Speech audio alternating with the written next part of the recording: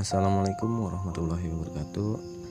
Alhamdulillah, pada kesempatan kali ini WB Channel hanya akan berbincang-bincang tentang husnuzon terhadap orang lain. Jadi yang pertama-tama yang mungkin akan kita bahas adalah, bukannya bahas ya, ini lebih tepatnya pandangan yang menurut saya pribadi itu mungkin agak sedikit enak untuk diterapkan di kehidupan kita gitu. Jadi mahabbah atau cinta itu mesti kita terapkan di dalam diri kita kepada siapapun, tidak hanya kepada manusia, kepada binatang, kepada alam, kepada semua yang memiliki kehidupan. Karena yang hidup bukan cuma kita seorang, ya kan? Seperti binatang juga ya makhluk hidup, alam juga makhluk hidup. Jadi seperti itu, kita menerapkan cinta kepada sesama makhluk. Jadi bila kita menerapkan cinta atau mahabbah, maka apakah kita mampu gitu untuk menyakiti atau mengecewakan dengan cara kita berpikir orang itu ginilah, orang itu gimana-gimana terhadap kita. Pada dasarnya itu hanya sebatas emosi atau ketidakpahaman kita terhadap orang-orang tertentu. Banyak kejadian di lingkungan kita sendiri pun kita masih sering hilaf dengan cara pandang kita yang aneh-aneh, bahkan yang hanya sebatas so tahu gitu ya, dibilang bisa so tahu lah. Contoh kecilnya mungkin di saat kita sedang merasa butuh seseorang atau butuh kawan untuk bisa menemani kita pada suatu waktu, apa sih yang kita lakukan? Mungkin di zaman dulu kita akan mencari orang-orang yang bisa menemani kita, tapi kan berbeda dengan zaman sekarang. Zaman sekarang kita bisa ngechat teman kita dengan cara kita mengajak ngopi atau ngajak nongkrong atau ngajak apapun itu. Dan di saat kita mulai ngechat, itu hanya dibaca namun tidak dibalas. Kadang kita langsung berpikir dengan cara kita yang aneh gitu. Kita beranggapan dia sombong gak mau balas, atau waktu dia baru mulai ngetik aja kita udah bilang pasti alasan nih, dia gak bakalan hadir dan sebagainya. Itu udah tidak melambangkan bahwa kita memiliki mahabbah atau memiliki cinta gitu kan. Kedua adalah adab dan tata krama. Pada dasarnya adab dan tata krama itu adalah penting, bahkan wajib hukumnya.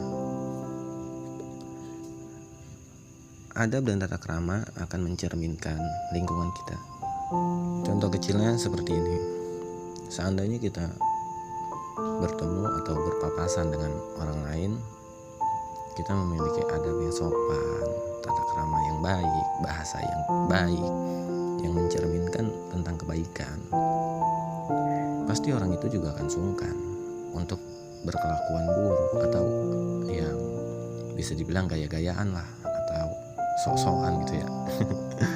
Jadi apa yang kita temui adalah gambaran pada diri kita sendiri. Jika kita menemukan orang yang ugal-ugalan kelakuannya dan sifatnya jauh seperti sombong atau apa, ya mungkin kita nggak bisa menilai dia, tapi kita lihat dulu diri kita, apakah kita seperti itu, sehingga sang kholik menemukan kita teguran melalui orang yang kita temui gitu. Jadi menurut saya apa yang kita temui itu adalah teguran dari Yang Maha Esa untuk kita, agar kita berpikir, agar kita merasakan seperti apa sih rasanya kita bertemu orang-orang yang seperti itu. Jadi kita jangan seujon dulu terhadap apa yang kita temui. Seandainya kita bertemu dengan seseorang dengan cara kita yang sopan, yang beradab, kita ketemu assalamualaikum sahabat, atau assalamualaikum Pak, assalamualaikum Bu. Orang itu pun setiap ketemu kita, dia sudah menyiapkan dirinya untuk menjawab salam. Bahkan ia udah menyiapkan salam untuk kita, di mana arti salam itu saling mendoakan. Tapi jika kita bertemu dengan orang, waktu kita sering ketemu, woi, ngapain lu di situ? Orang itu bakalan apa? Saat bertemu kembali kepada kita, bahkan kata-kata binatang pun bisa keluar karena dia merasa akrab dan dia mengetahui karakter kita itu seperti itu. Iya, kalau kondisi kita sedang enak, kalau kondisi kita juga sedang ada beban, ada masalah, karena ya setiap orang pasti punya hal-hal kayak gitu. Celaka pada diri kita sendiri, kita akan terhanyut dalam emosi yang ujung-ujungnya bakal jadi ya seperti yang sering kita lihat lah. Jadi tanamkanlah rasa mahabbah itu, dan yang kedua rasa adab dan tata krama itu kepada orang-orang yang kita temui. Jika kita tidak bisa menanamkan itu, tetap harus kita lakukan dalam diri kita. Sebelum kita tanamkan kepada orang lain, tanamkan kepada diri kita. Karena itulah yang akan menjadi cerminan untuk anak-anak kita atau generasi-generasi kita selanjutnya. Dan mungkin yang ketiga adalah seorang guru, di mana kita harus menempatkan diri kita sebagai murid di depan seorang guru. Apa sih yang akan kita lakukan ketika kita bertemu guru? Nah, seperti itulah di saat kita bertemu dengan orang-orang. Jadi kita jangan pernah memandang orang remeh. Dia mah kecil, dia mah gini, dia mah gitu, gak ada apa-apanya dibanding gua. Nggak bisa, karena di atas langit masih ada langit. Tapi yang kita terapkan pada diri kita, jangan hanya kita memiliki adab di depan guru saja. Jika bisa, anggaplah semua orang yang kita temui sebagai guru kita. Guru yang mengajarkan kita tentang lingkungan, yang mengajarkan kita tentang kelakuan atau gambaran. Berbeda dengan guru yang ada di majelis taklim, ada di pondok pesantren dan sebagainya. Jadi kita itu harus memiliki adab. Bahkan saya sering banget dengar guru-guru saya berkata, adab pada guru itu wajib. Dan saya menerapkan itu kepada setiap orang yang saya temui. Saya anggap mereka itu adalah guru saya. Karena apapun pelajaran yang mereka pelajari, saya tidak mengetahui. Bisa jadi saya belum belajar, mereka sudah belajar. Bisa jadi apa yang saya tidak tahu, mereka sudah tahu. Maka dengan itu saya nggak mungkin untuk tidak menganggap mereka sebagai guru. Contoh, saya membuat video ini, jujur saya pun takut.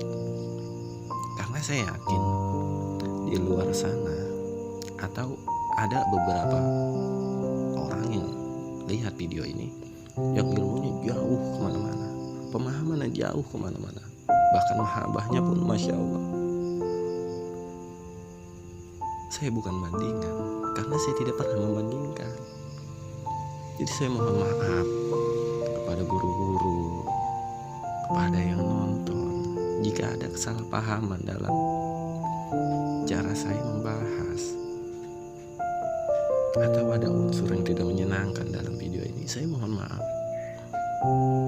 Karena saya tidak ada niat untuk membuat video yang menghancurkan atau apapun. Saya hanya ingin berbagi cerita dan bertukar cerita. Karena saya masih membutuhkan yang namanya cerita pengalaman orang lain. Pengalaman itu emang ilmu yang baik, tapi kan pengalaman Anda semua yang bisa bertukar dengan saya itu lebih baik daripada pengalaman saya. Apa sih yang bisa saya banggakan dalam hidup saya? Nggak ada. Mungkin sekarang saya bisa bikin video seperti ini, tapi nggak tahu beberapa menit, beberapa detik apa yang akan terjadi. Bahkan saya pun tidak tahu seandainya video ini bakalan banyak yang nonton, apa perasaan kalian semua. Saya berharap adanya video ini kita semua berbahagia. Jangan libatkan saya dalam kesedihan, karena itu akan menjadi pertanggungjawaban saya kelak di akhirat. Jadi kita kembali lagi ke pembahasan kita, di mana kita menanamkan diri kita sebagai murid. Lakukan apa yang pernah dikatakan oleh guru, bahkan apa yang pernah dilakukan oleh guru yang bisa kita lihat, di mana kita memiliki kesempatan untuk bisa melihat itu. Jika guru mengajarkan kita untuk mengamal, maka mengamallah dengan ikhlas, bukan karena kemarin guru bilang harus mengamalkan, gue ngamalin biar gue nanti dapat pandangan yang berbeda dari guru atau dispesialin. Enggak. Seseorang itu belajar untuk menyelamatkan dirinya sendiri agar bisa menjembati akhirat nanti dan membantu kedua orang tuanya, atau sebaliknya. Sadar gak sih kenapa kita harus mengaji, kenapa harus belajar? Coba kita tanyakan kepada orang-orang tua kita, di usia berapa mereka berdoa, ya Rob, ya Rob, ya Rob, berikanlah saya anak yang soleh dan soleha. Apakah doa itu sudah dikabul?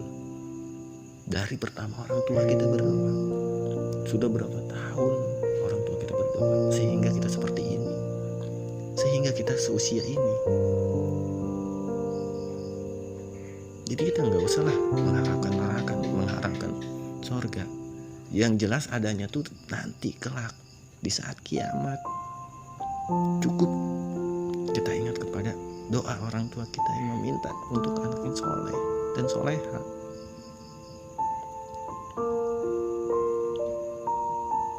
Apa sih susahnya kita mengamalkan apa yang guru amalkan? Guru mengamalkan, katakanlah perkataan-perkataan yang baik. Jadilah orang yang tegas dalam membela hukum. Jadilah orang yang jujur. Jadilah orang yang berani. Tapi jangan disalahpahamkan makna kata-kata itu. Jangan kepada orang lain. Kadang kita kepada pasangan kita sendiri pun salah paham. Untuk apa kita berpasangan kalau kita masih salah paham? Berpasangan itu adalah cinta. Karena yang dimulai itu dari kasih sayang. Kalau kita sudah berpasangan namun kita tidak bisa menunjukkan kasih sayang, untuk apa kita berpasangan? Mungkin hanya ini yang kita bahas di malam ini. Akan kita lanjut di pertemuan nanti selanjutnya. Assalamualaikum warahmatullahi wabarakatuh.